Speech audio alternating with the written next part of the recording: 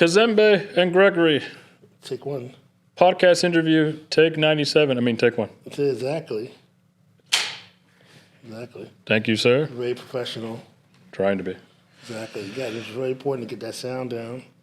So now that we're here, I want to ask you, first and foremost, we're both CUNY boys. Yes. We both went to Cardinal Hayes. Yes. And Pays all those little men, yes. we are both in the cinema world. Yes. So I must ask you, what is a micro cinema? Oh, man. Micro cinema is a small place that great things happen. And but more specifically, it's an intimate space of intimacy, a place of community. It's a place that people gather to meet, to be challenged, to learn new ideas. On a more granular technical level, here at Maysles, it's a location of our theater, which is 55 seats, which is very different from what you see in terms of a lot of other movie theaters. A lot of other movie theaters, they're shaped like stadiums, and you kind of herd it in like a number. But here, you kind of come in, your humanity's intact, and you leave with your community intact. So, micro cinema is a community, and it's a vibe, and that's why I think it's so important. And and it goes beyond the theater itself. It's a hub. It's a place where people gather to meet, to gather to feel safe, to gather just to pull themselves up to think. So it's all those things. I love it. And here we are in Harlem, Maysles Documentary Center on Lenox Avenue, and this is, I believe, the only cinema north of 96th Street. Yeah, it's the only art house cinema north of 96th Street, north of Lincoln Center. And we're you mentioned we're on 125th Street, Lenox Avenue / Malcolm X Boulevard. In the shadow of so many different other, cultural institutions that continue to do work here. The Schomburg, Apollo Theater, the Studio Museum of Harlem, but also just opened up. Yeah, reopened. It's just reopened. Yep, reopened, and also a lot of places that in the past too. Oscar Michaud's bookstore. Yeah. Liberation Books. These are all places where people kind of came and gathered to find themselves, to develop their identities. And, in Maysles, in a lot of ways, is a continuation of that tradition. We focus on documentary film, which is like the realest you can get in terms of like cinema, but really it's about developing a practice that allows people to make good decisions. Because you want to get people good, hearty information. There's too much junk food out there in terms of information, I like that. Yeah, you got to get people like a little bit of Wheaties. So you can't have a little Fruit Loops every once in a while. I like the way you phrase it. Like the documentaries, it's the realest form of cinema, and in terms of curating, making sure we're not watching too much junk TV or reality TV. Just wanted to go back. You mentioned a famous name, and I would love for you to touch a little bit more on that. Oscar Michaud. Who is that for our audience, our listeners? Oh yeah, so I should just double check. So I meant to say. So there's Louis Michaud who owned the bookstore, and then there's Oscar Michaud who was a famous black director. Yeah. And he was one of the pioneers of black cinema. From the age of the silent film age, right? With movies like Body and Soul with Paul Robeson, and within these gates, and he was definitely an answer to a lot of the racialized films that we saw at that period, like Birth of a Nation and things of that nature. And back in those days, you would see Oscar Michaud's work in mostly colored theaters. I mean, in fact, like Harlem had a whole swath of movie theaters.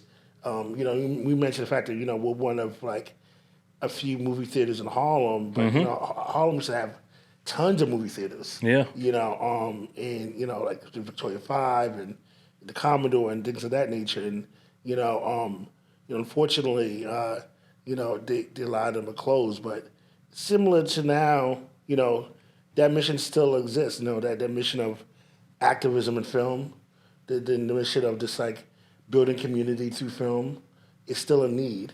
And I think that, I think both of the, Bronx independent cinema, saying, and, Maysles represent Uptown are trying to fulfill that need. I love it, and I think that's what it is for us as two nonprofit organizations, cinemas, me looking to build one, you manning one that's been around for quite some time. How long has Maysles been active? And I guess my second question is, what brought you to this role? Because you were initially a programmer, you had programmed things in the past, and now you're the top guy, you're the executive director. So how long has Maysles been around, and what brought you or what led you to want to take the lead role? Oh, wow. Maysles has been around for over 15 years, actually close to, actually close to 20 years now. And, I have to say, when I remember this coming to a panel discussion at Maysles, and I was on a panel discussion. It was with Mary Baraka, Aman Talib, who just recently passed away, the activist Nellie Bailey. These are Omar Wale Clay. These are all heavy hitters in Black liberation and social activist work. And I was a young guy on the panel, and I remember seeing in the corner this old white guy filming me, and I was kind of pointing. I was like, "Who's that filming me?" And it was Albert Maysles, and Albert, for those of you who don't know, is one half of the Maysles brothers, who were pioneers in the whole entire work of documentary filmmaking, in terms of creating what they call cinema verite, or direct cinema. Movies like Great Gardens and Salesman and Gimme Shelter. And he actually founded the center, along with his wife Jillian and his son Philip. And originally it was supposed to just be a place to just have his papers and have his films and things of that nature. But he got in contact with a lot of folks in Harlem, and specifically the young people of Harlem, and he started teaching the documentary film classes. Specifically, he was teaching classes for kids making video cards for their parents upstate who were locked up upstate.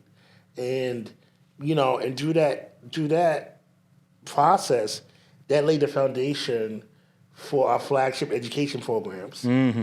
And from the education programs, we had, we had realized a lot of folks wanted to screen films and wanted to watch films. So where we're sitting in right now, this micro cinema that I call Harlem's living room, this 55-seat theater.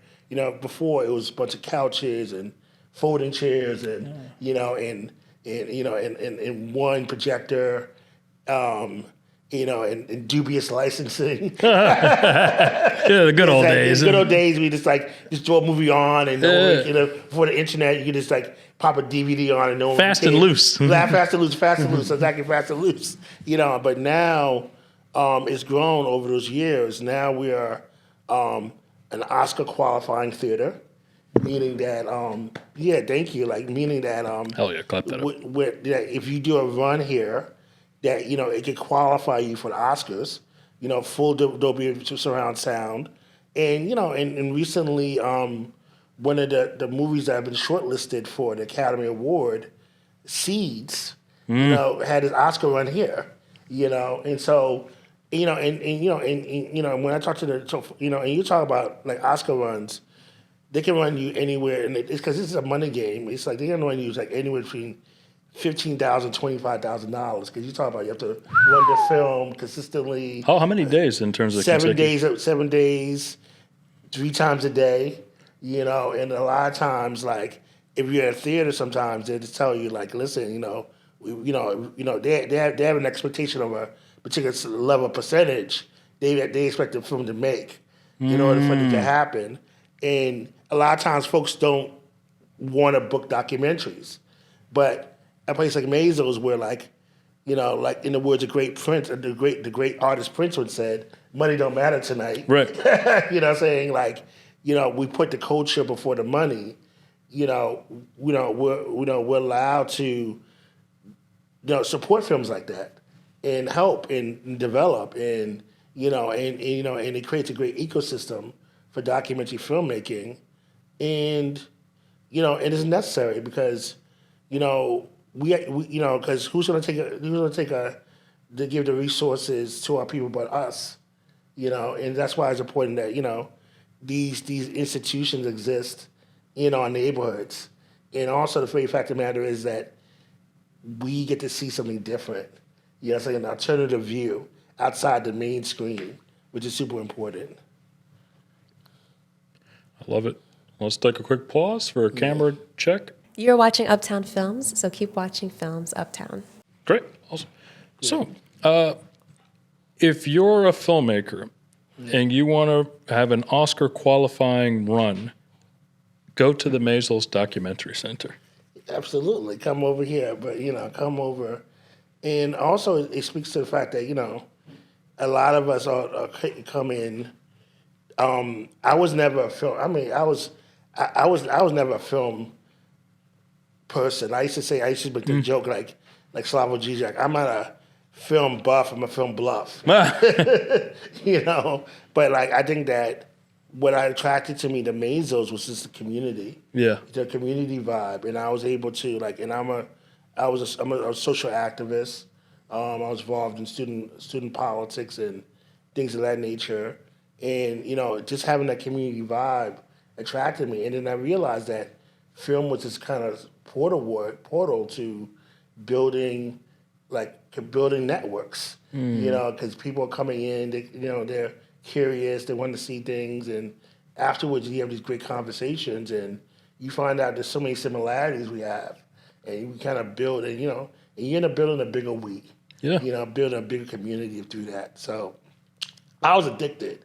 I came here once after that experience with that panel, and I kept coming back, and I was like, this is great. And then, the job, and then serendipitously, I was lucky they chose me. Yeah. I felt in this one of the happiest days of my life. So this was April 2024. You took the big job. Yeah. So April 2024. I took the big job, and I was officially, and actually, funny thing enough, April Fool's Day. Yeah. hey, Exactly. You're film bluff, a movie bluff. Exactly. They're like, hey, you got the job. You're like, okay, cool. Exactly. We're waiting for the joke Exactly. I signed the punchline. contract April 1st, 2024. I said, you can't write a better script than that. They're like, he actually bought it hook, line, and sinker. Exactly. So still be here, still here.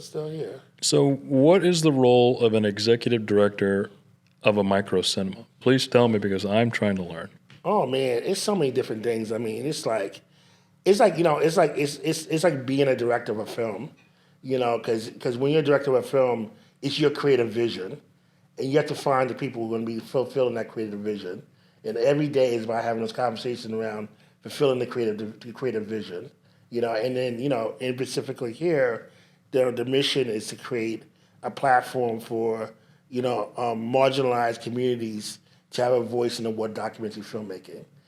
So it means that doing things like, assuring that, the cinema is accessible. So Yes. a lot of stuff is just like talking to community members who are asking you to have access to the cinema and making sure they get access to it. Then on top of that is, we have an education program. So ensuring that, the young people's needs are met. And literally like feeding them and making sure that they're getting educated and getting the best they can do. And then there's also just like the everyday work of just like it's a challenge every day in terms of just like paying the bills. Mm-hmm. You know what I'm saying? Mm-hmm. So it's like a lot of fundraising, a lot of talking to people, a lot of asking for money. You can't be too proud to beg when you're a director. Yeah. You know what I'm saying? And I think that a lot of times. It's actually a skill. It's a skill. It's a skill, and it's part of outreach. All outreach is one hungry person to another hungry person with his food. And so it's like, and I think that it's in realization that we're mutually feeding each other. We're not in competition. We're not fighting each other. These are things that we're just sharing resources. And then and I think that the other part of it too is just like after all that, it's just like being able to enjoy the finished product. Yeah. You know what I'm saying? I think that one of the things that every single day you should be able to be proud of yourself, be like, wow, you had a day. Yeah. You know what I'm saying? This is something you made. And like every director, every director has a daily. They looked at the things that they shot, they created, and they said, okay, this really, really well. And then some days you say, okay, well, this could have been a little bit better. Yeah. You know what I'm saying? But, and some days you're like, oh, this is a stinker. You know what I'm saying? But every day, you're creating. And I think that every day, and it's a life philosophy too, because in life, if you're so lucky, you should be the director, you know what I'm saying, and make decisions around the allocation of resources and fulfilling your vision and like you securing yourself around people, you know what I'm saying, who will help you like fulfill that vision that you have for your life. You know what I'm saying? Who will be your cheerleaders, who are going to be the ones going to be doing like, sometimes doing the hard work, what I'm saying? Everyone should have a G, what's it? Oh, S1H? Gianni. Yeah, everyone should have a Gianni. Yeah. You know what I'm saying? Gianni is our intern, and he's helping us behind the scenes. He's not a camera. My bad, Gianni. Yeah, Gianni. Everyone should have a Gianni. A Gianni helps you with your vision, and so that's why you have appreciation for that, Support is necessary, everyone should have a especially early you on. too, you know what I'm saying? Because you're being generous too. You're Gregory Hernandez, you know what I'm saying? In the ecosystem, out here in the streets, advocating for us all, because you're not just advocating for Bronx Independent Cinema. You're advocating for all of Uptown. Yeah. You're making sure that we're at the table. The Bronx is always forgotten about at the table. Yeah, I think Staten Island is one that's forgotten and we're overlooked. They're like, we want to go there. It's true. You're actually right. Because Staten Island is dissed by a lot of our people on Staten Island. Yeah. And we would never talk about Staten Island in terms of like cultural work or like things like that. But the Bronx, I think, particularly has a particular stigma because so much of Hollywood has portrayed the Bronx in such a negative light. Dirty, dangerous, burning. All that. Yet a lot of the buildings are still crumbling and being burned. So I still think, not conspiracy, I think there's still arson. I still think that. Listen, you see what they're building now across the highway. Oh yeah, those buildings you can see from Harlem. Yeah, and they're like a new skyway, and so we have to make sure that in whatever they're building in the Bronx, our people are still located in that. Right. And so that means we have to have cultural institutions that are reactive to the needs of our people, that are at the center of it. So I love the fact that, you guys are looking to be in Fordham Road. Yeah. That's the heart. Exactly. That's the core zone of the Bronx. You know what I'm saying? It's location, central, accessibility. There's a lot of gentrification. There's a lot of development. My dad works in real estate. There are a couple of buildings that are majority, low income, but that's a couple out of how many new buildings that have been popping up, skyscrapers. So it's a lot. I wanted to ask you also, in terms of being an ED, how many hours a week do you work, and what type of support do you ask from your staff? Oh man, it's like 6. I mean, like it varies. I mean, I tell people all the time, like I work jazz hours. You know what I'm saying? So that means I work in the nighttime. Yeah. So usually, the way I usually work is my schedule is that I may wake up like 7 o'clock in the morning. I start to pray. I listen to gospel music in the morning. That's my form of prayer. I listen to a lot of Mahalia Jackson, a lot of gospel, and then because I want to give it to the divine. And then I try to start to answer my emails, and start to get a crack on that early in the morning. And then by the time I do that, and then I have my meetings, and by the time it's around 2 or 3 o'clock, I'm usually trying to be here, or if I'm still, but I try to be here for the screenings, because screenings usually take place between 7 o'clock and 10 o'clock. And I try to be here, try to come to as many screenings as possible. If I'm not screening here, I might be in the screening at a different location, And so all in all, you're talking about sometimes between 10 hours, 10 to 12 hours a day, doing the work. But I have a lot of support. because that's how I was telling people, like, I'm getting older. You know what I'm saying? When I was younger, I was like, I was really like crazy. I mean, I was like, I used to like flyer and then like be the projectionist and then like, what I'm saying? And the posters. Doing everything, yeah. Doing everything. I can't, now. Delegate. I have a great projectionist staff, who does print runs, make sure all of our prints are great. I have a great curatorial staff that selects some great movies and really does that work. And then I have a great like support for the house staff that makes the best popcorn, of any movie theater in the city. Oh, I'm going to talk to Emmeline about that. Stewart Cinema. I would say let me say something. Where's that camera? What camera am I looking directly? I would challenge any theater in the city, Alamo, whatever you want to call it. Look right here. That's your camera. Let's say I would challenge any theater in the city. Our popcorn is the best. Woo! You know what I'm saying? Hands down, voted down. I'm telling you right now, the best. You know what I'm saying? And that's our front of house staff. And they're the ones who make it happen. So we call them like, those are folks who really make the magic happen. And the thing about it, you know what? The thing about it is, we need to see those jobs up front. Yeah. So when you're in a micro cinema and you see a projectionist, you see the curator, you see the folks, you realize there's a whole team of people that work to bring a film to creation. You know what I'm saying? It's not like, the film just popped out of the sky. Yeah. In the same way in terms of just like making a movie, you have a whole team of people. You have like lighters and lighting people and gaffers and, you and need the like, crew. You get a crew and like, the people who feed the, you know what I'm saying? Like, everybody. So it's a team effort, but as a director, to be a part of a creative vision, it takes work. Yeah. You know what I'm saying? And I think that it also takes work because, like, it takes work because, we serve a lot of people and you want to serve a lot of people. And people, and one of the things that attracts me is that people ask for it. Mm-hmm. They want to come, they want to participate. And, and that's an honor. It's an honor to be a part of that. You know what I'm saying? It's an honor.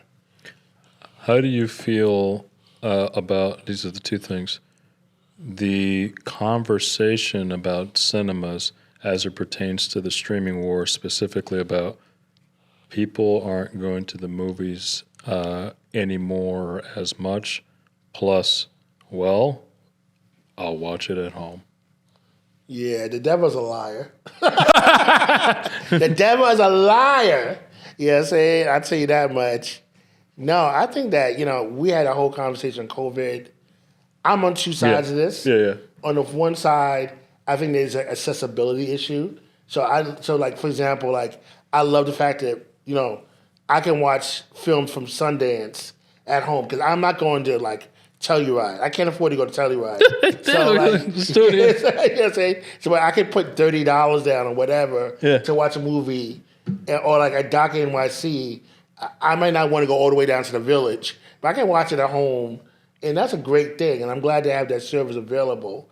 But in terms of us, I think our audience and the people who come to us, they're looking for a specific thing. They're looking for people. You know what I'm saying? They're looking to see the people to have reactions to, audience to have reaction to build after the films and before the films. And I think that that's something you cannot replace with AI. You can't replace with streaming. That whole entire experience of being in the theater and hearing laughter and just hearing the first thing I programmed here was a 1960 version of Richard Wright's Native Son. And to hear people just, like, at one point, like, like, people say, don't go in the closet, you know what I'm saying, for the audience. Yeah. It's just hilarious. It makes you feel so alive in terms of what the movies can do, and that collective, we're so fractured. We're so separated. But when we have that collective laugh together, we used to have appointment TV. We used to have things where, everybody watched a Cosby Show. Yep. Everybody, when I was growing up, everybody watched Video Music Box. We ran home and watched it. We don't have, you know what I'm saying? We don't have appointment TV anymore. This is the last time when a family can get together, sit down and share something together. And that's something that people want. You know what I'm saying? So you can't replace that a lot of times with streaming because you don't have a big screen. You know what I'm saying? With streaming, you're over there cracking your neck over a laptop. Yeah. You're just like, And it's not the way that, that I bet those filmmakers, for the majority of them, intended for you to watch that movie. It's a lot of IMAX, a lot of big surround sound. There's some movies it's like, yeah, you should probably watch that on your phone, on your laptop. But I think the majority of it is, it's best when there's immersion. You're not on your phone. You just sit there, you watch it and again, here's another conversation. What do you think about the fact that now the conversation about attention spans, movies needing to be shorter, even though we've seen a lot of longer movies win awards? Oppenheimer, obviously we have One Battle After Another. It's getting a lot of Sinners, things that are 2 hours or 2.5 hours or close to 3 hours still doing. So what are your thoughts on? the movie's good, then people want to pay attention. Listen, we're about to screen a three-hour movie on Dr. King, a film record here from Montgomery to Memphis.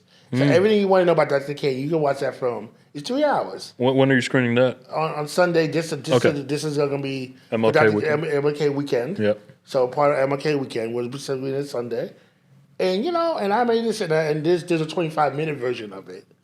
Or I could have decided, but I was like, no, like, people want to have that experience and go through it. And if it was a good movie, then people are going to be watching the whole entire thing. Wait, so there's a 3-hour version, and you said there's a 25-minute version? There's a 25-minute version. There was a version made for high school students that was because they were like, the high school kids, because, the class and things of that nature, you want to do it in a period or whatever. I went through that with my documentary. It's only an hour and a half, and it's like, hey, for education distribution, keep it under 60 minutes. Yeah, exactly. And I tell you that stuff, and we need to go see we need to be able to sit through some of that stuff, and also like for like the kids too. I mean, I love having high school kids come through because they need to have the art house experience.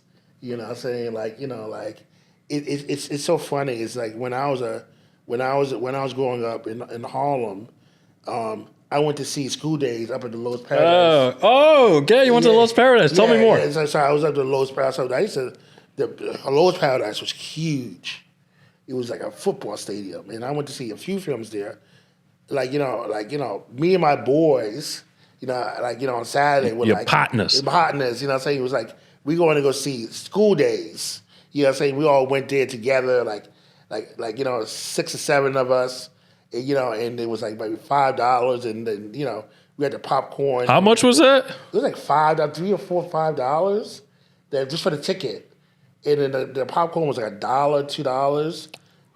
And then back in those days, like movie theaters were basically babysitters. Yeah, like you know what I'm saying? Like they were like if you stayed there for if you bought a seat, you could stay there for as many screenings as you want to. The idea was that you can watch the same movie. You weren't supposed to go to another movie because that would be cheating. But if I wanted to stay in a movie theater all day, I could have, right? It was considered babysitting back then. But that was the thing, and you had a great time. I mean, same thing. The White Stone Cinema. Went to see Goonies. You know what I'm saying? That's another rest in peace Bronx institution. White Stone Cinema, yeah. White Stone Cinema. Plenty of those places. American Theater in Parkchester. American Theater. Listen, American Theater. When I had my 1-year-old, my son was 1. I lived in Parkchester. Nice. And me and my then partner would get a babysitter for 3 hours, go down to the American Theater, go see a movie, then go to Applebee's for dinner, come back. You know what I'm saying? It'd be the quickest mini date that you can have. In those neighborhood places, we were able to do that. There used to be a theater over there in Corp City. The AMC. There's AMC there now, but it used to be back then. Back then, on Bartow Avenue, where the bingo hall is. Yeah. Used to be a single screen movie theater. They showed Jaws there. There was the Globe Theater used to be over at the Pelham Bay Park.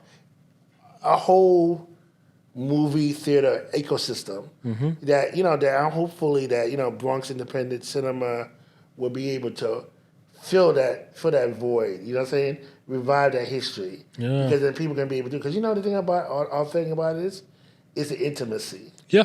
You know what I'm saying? It's like you're gonna come here it's okay to come by yourself. It's okay to come with 2 people, 3 people, But, it's like, you can be, and you can feel okay coming with an intimate experience here in the art house, in the micro cinema, and just chill, and be yourself and relax. That's the best thing about it too, and just watch a great thing, I got to tell you, we definitely need to interview you for our History of Cinema project. We've done 4 episodes on the Lowe's Paradise, American Theater, the Whitestone Cinema, and the other theater as well. And I really would love to have you as a guest on that. Oh yeah, we got to talk talking about that because I tell you right now, the Lowe's Paradise was massive, and you can tell that it was an important place.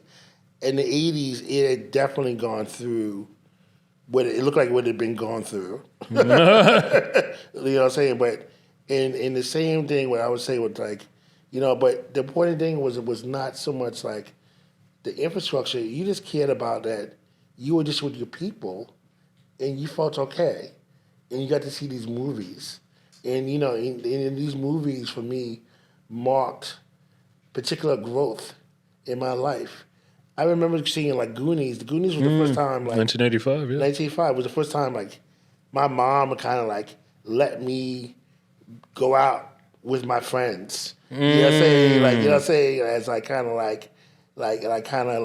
hang out. Like our parents were there, but like a parent was there, but it was kind of like a very independent thing. Yeah. My first date was Freddy Krueger's Hell yeah. Nightmare on Elm Street Part 2. Talk You know about what I'm saying? how'd the date go? Yeah, it was, we never got married, but it was a great experience. It was a great experience because, but it's funny because, you want to watch a scary movie with you want your partner to kind of hold on to you. Yeah. Exactly, feel safe with you in the scary movie. It was cute. It was very cute. Very 80s, and I mentioned like school days, but then you grow up and it's like, like the art house scene, it's kind of a little bit like you can be both mature and goofy, very experimental, very weird, but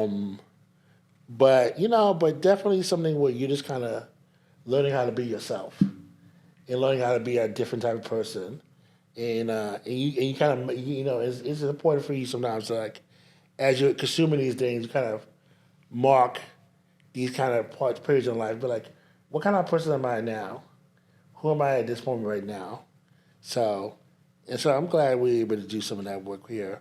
The young people come through and they're very excited, and I'm glad to provide a space for them. And speaking of young people, did you read that report from Cinema United? And talking about they're highlighting a couple of things which I found really hopeful and a reason to be optimistic. Mm-hmm. That the fact that Gen Z was the generation that went to the movie theaters the most last year, and they were the generation that went to the movies to see the amount of movies the most, in the sense of they went to the theaters the most. Seeing movies the most was by Gen Z, apparently up by 8% from the year before. That's amazing. I didn't see the study, but it does surprise me because given what we went through with COVID, and that Gen Z took the brunt of that, that it just surprised me. Like their whole entire theme is like, what did kids say these days?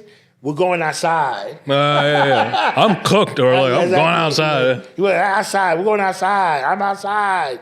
I think they want to be outside. They want to be out in public. They want to learn how to be social. Like these things. You know what I'm saying? I think that social media has hit a zenith.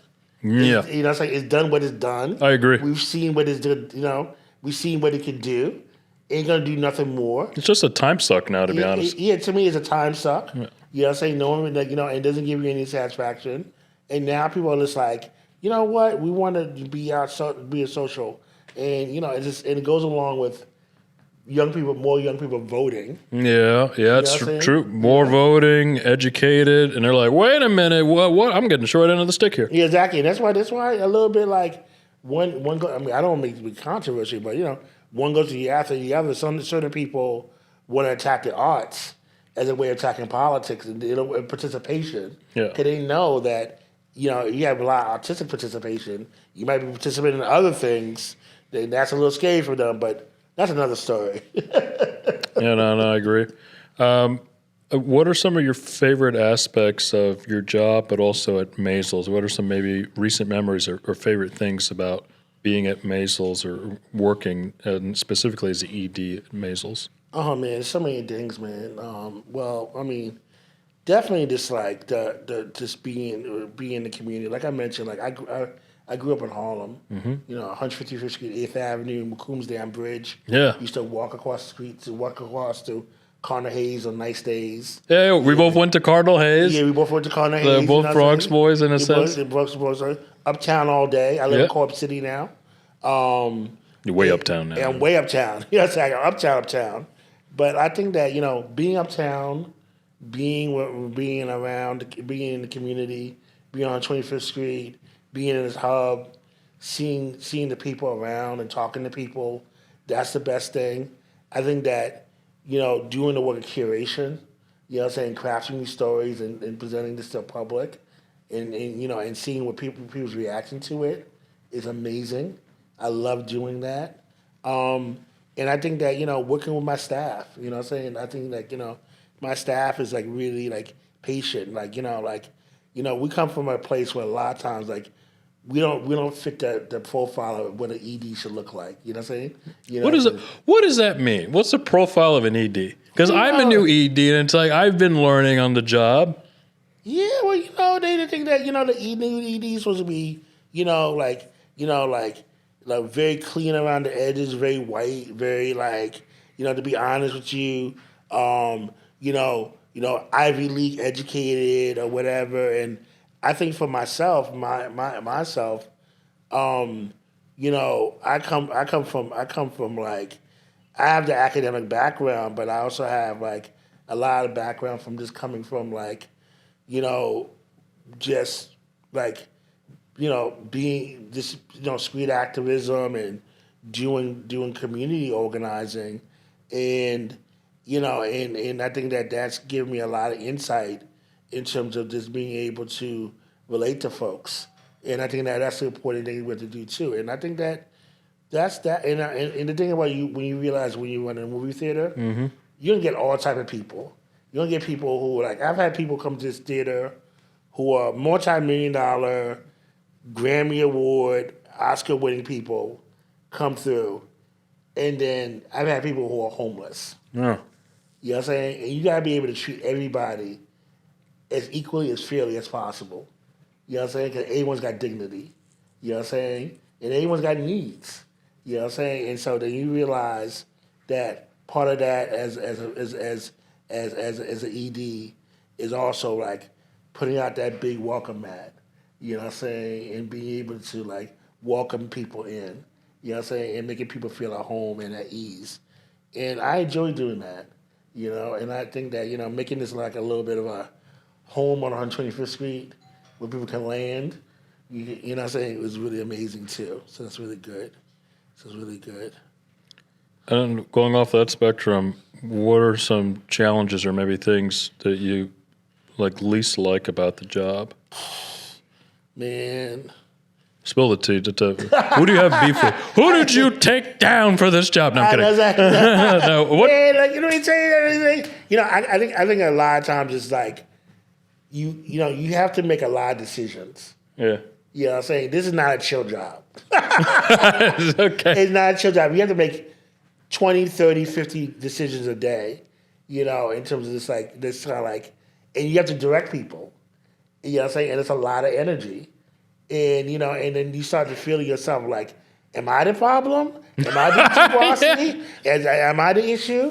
And sometimes, there's a temptation to, want to duck those responsibilities. Because it's a lot. Yeah. You know what I'm saying? And, this is where it gets to the mind-body dualism. You have to be able to be well-rested, you know what I'm saying, connected to the spirit, connected to the breath.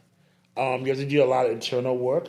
Because, a lot of times people will challenge you. Mm. You know what I'm saying? They would sit up, challenge you. They would sit up there. Do you mean you're bored or Well, I mean, there's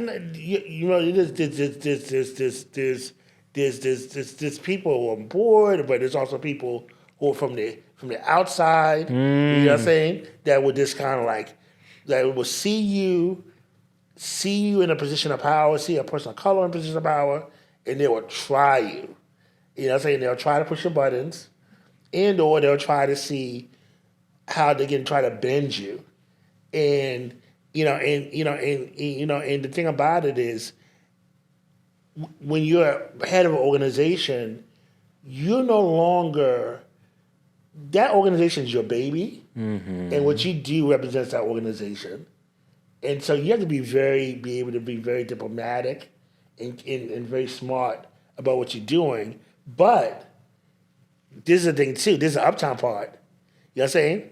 You know what I'm saying? I ain't no coward. I was gonna say your Bronx comes out. Yeah, my Bronx comes out. Harlem comes out. Harlem comes out, and they come out very intelligently. And I think that's where the tradition of Uptown comes in, because then you have to do it in a way that you have to let people know that there's a boundary that you about to cross 110th Street pretty soon. And once you cross 110th Street, like there ain't no, you know what I'm saying? You're gonna start feeling it. Better get off the local train. Yeah, so you better get back on the train and fix that up. So and this happened. It's happened, and like you have to learn it, and that's a lot about, like, also when you're talking about this is very important. You need to have your support network. Yeah. I always tell people, comrades, because constituencies, comrades, confidants. Constituencies are the people you serve, you know what I'm saying? And you know what I'm saying? And you have to show up for them every day and make sure that, their needs are met, or they're gonna leave you and they find somebody else. You have the comrades, and the comrades are gonna be people who are gonna be helping you with your dream and assisting you in your vision and constructing your vision, right? But if you don't help the comrades, they'll find somebody else, and they'll take their vision and go with somebody, take their vision without you. And then you have to have your confidants. Your confidants are the people, and that's a small circle. You know what I'm saying? Like, small circle of people, right? That you're gonna be able to tell everybody, you can tell people your dreams and fears with. You can be honest with.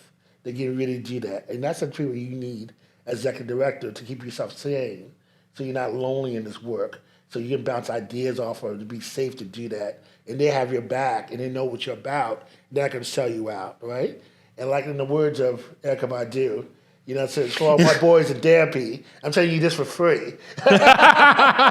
Get yourself some comrades, get yourself a constituency, some comrades, and confidence. Get some 3 C's that you need to have. You know what I'm saying? Because you can't call yourself executive director if you ain't got no constituency. You know what I'm saying? If you ain't serving nobody, then you ain't a leader. You got to be serving somebody. You know what I'm saying? You can't be building your dream by yourself, so you need some comrades. But then you got to get some confidants, some real friends who are going to be there for thick and thin, who are going to be listening to you. You know what I'm saying? Give you that voice, exactly. So, yeah. I thought you were going to say, like Erykah Badu, fuck you. Exactly. Fuck. I was like, what the machine, too. turntable number 1. Turntable number 1. Fuck that fail shit. I love it. How do you, COVID now, well over now 5 years ago, we can start wrapping up here, but how do you feel the next 5 years, the next half of this decade? Is there optimism? Is there anxiety? Is there fear? What do you feel? All of our organizations are going to be lifeboats taking us across this very tough water of ours. You know what I'm saying? So everything we're building right now are going to be sanctuaries. They have to double as sanctuaries, as lifeboats, as educational facilities, to take us across the river of some very choppy waters, because the water is going to be very choppy. However, I think that if we band together, you know what I'm saying, the effects of this, we can get over it together. You know what I'm saying? And so I'm deeply, I have a deep belief that despite the kind of current challenges that we've been through, we're going to be able to, like, get over. And I think that right now we're going to have to really kind of do some deep generational work. You know what I'm saying? And lay some foundations and planting right now for the generations. You know what I'm saying? You know what I'm saying? So for the young blood over here, for you. You know what I'm saying? I'm still young. Yeah, exactly. What I'm saying, like, you know what I'm saying? What I'm doing today, you know what I'm saying?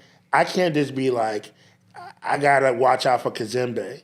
I got to, because Kazembe only got, you know what I'm saying, if at best, you know what I'm saying, 25 years. In the words of Dr. King, like, longevity has its place. You know what I'm saying? But be honest with you, at some point I'm gonna clock out. And I wanna be able to clock out, you know what I'm saying, leaving a legacy for you. You know what I'm saying? That you can grab onto. You know what I'm saying? Think about this, all right? The civil rights movement was a period of time from 1959 to 1968, right? And it was a very intense period of time, right? But that period of time afterwards, we're still living off that legacy. You know what I'm saying? You know what I'm saying? Of the sacrifices people made. Yeah. You know what I'm saying? Giving their lives. Giving their lives, we're still benefiting from that. You know what I'm saying? And not just the Medgar Evers, the Martin Kings, the Malcolm X's that we know, but the countless other people that we don't know. The people in the swamps of Mississippi that got killed, that we haven't found their bodies yet. Yeah. You know what I'm saying? So what I'm saying is that we, in the next 5 years, we got to make those decisions that really determine where we want to live. Because I want my child to live in the Bronx. You know what I'm saying? I want my child's child to live in the Bronx. If they would decide to live there, I want them to live with affordability. I want them to live with culture. I want them to live with experiences and stuff like that. So I want to be able to extend myself, in terms of the work that I need to do, in terms of make sure that happens. And yeah. And so the decisions count. Would you shed a tear if your son moved to Brooklyn? Listen, I'll burn the bridges down. I'll burn the bridges down. And that motherfucker moved to Bushwick. None of that shit gonna be They ain't that. Nah, you live in Bushwick? No, it's like I would never. Ridgewood? No. He'll live anywhere. He go right back down. I'd rather him go to see his ancestors in Charleston than go to that. Oh, that's right. Yeah, that's where your family originated from. You came here. My family came up here in the 1960s. The first. The Great Migration. Great Migration. I'm a child of. I guess I'm first generation New York. First generation outside the South. Yeah. And it shows because, but that's what I'm talking about in terms of sacrifice. Yeah. You know what I'm saying? They left their homeland, came up here to New York City. You know what I'm saying? And didn't know anybody. Had a few connections. Landed in the garment. My mom was a maid for a while. You know what I'm saying? And then she and then she became the first black patient unit. She was the first black clerk at NYU. First black female clerk at NYU. You know what I'm saying? And she was a member of the mighty 1199 Union. Yeah, you know nice. Which like so many of our mothers were members of, that transformed the socioeconomic status of so many black and Latino kids.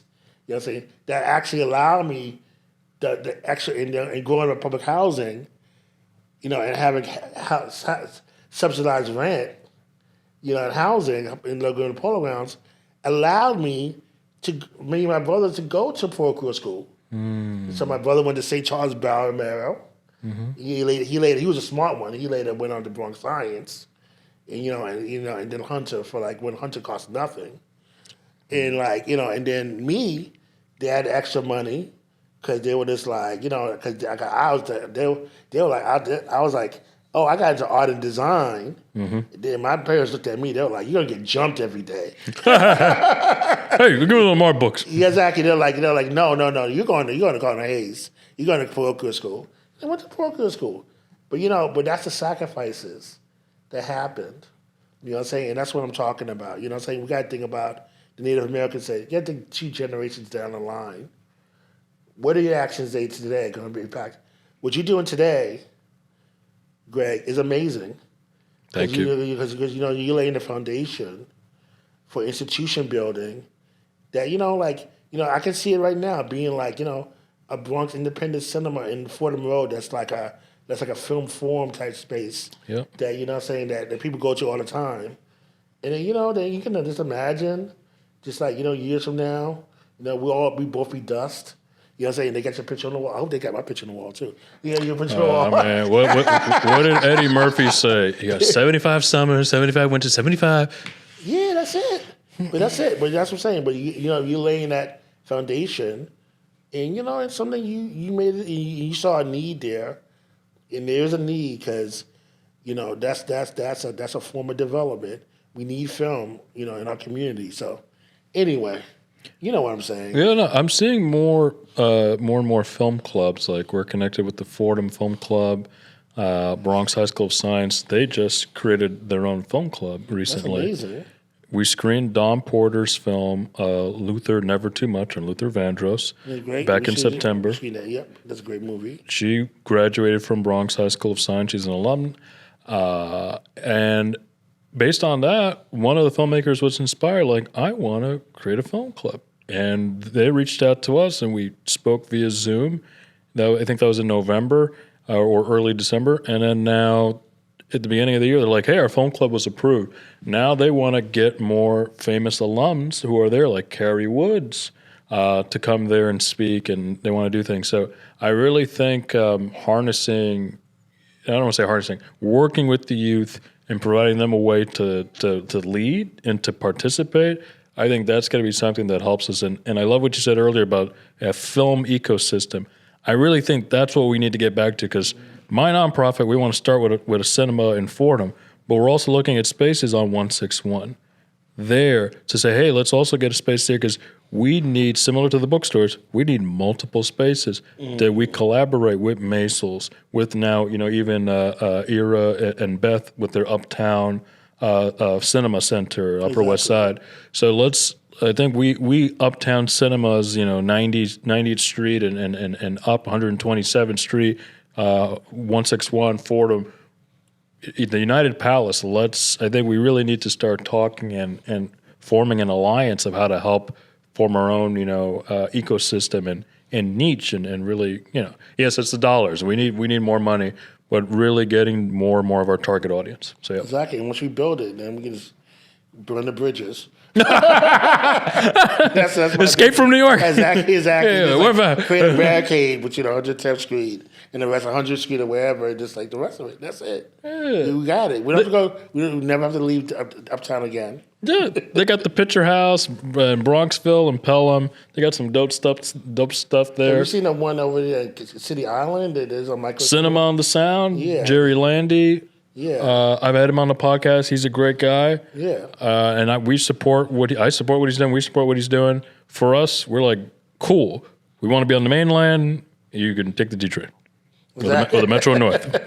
Or the bus. Exactly. Or the 4 train. Exactly. So I guess I want to leave you with this last question. Any advice for people who want to be involved in this industry, whether it's a filmmaker, a film worker, educator, curator, programmer, any advice? Go see films.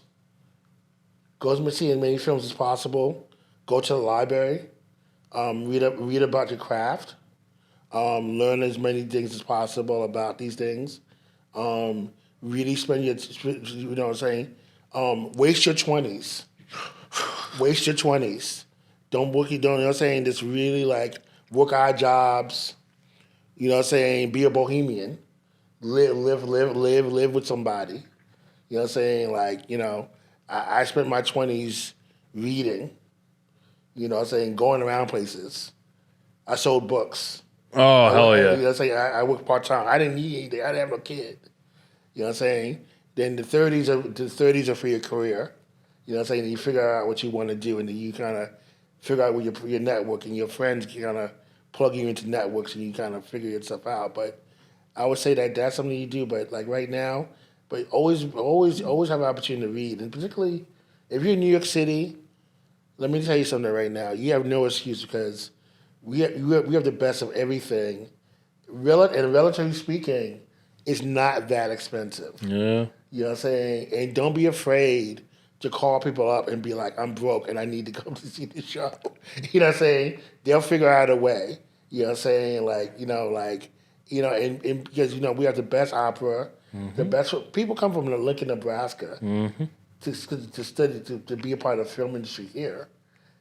Theater, fashion, literature, and just be, and just go to things and see things and formulate your ideas and keep journals and write or produce. And I think that's the thing. And I think that from that point on, you begin to lead a path, and you start to create things that and people find jobs in the industry, and they find jobs in ways to do that. But that's all I gotta tell people: waste your 20s. You got to put that on a T-shirt. Exactly, waste your 20s. I spoke with 1199 earlier today. They're like, we want to support people from cradle to career. I was like, put that on a T-shirt and tell Mom Donnie that. Absolutely. And I'm going to tell you the same thing. Put that on a T-shirt and tell Mom Donnie, waste your 20s. Waste your 20s. You know the thing about, I don't know if you can leave it on camera, whatever. Yeah, that's you know what I'm saying? But 1199 was so dope. So 1199,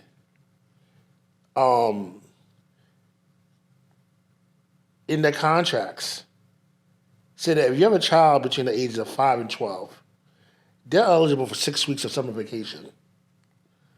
So what that means in practicum is that they'll give a scholarship for you to go to a sleepaway summer camp. In different places. So my mother was a member of 1199, and that experience, and so she sent me to Vermont. And I went to a small camp, a liberal arts camp, called Camp Thoreau in Vermont.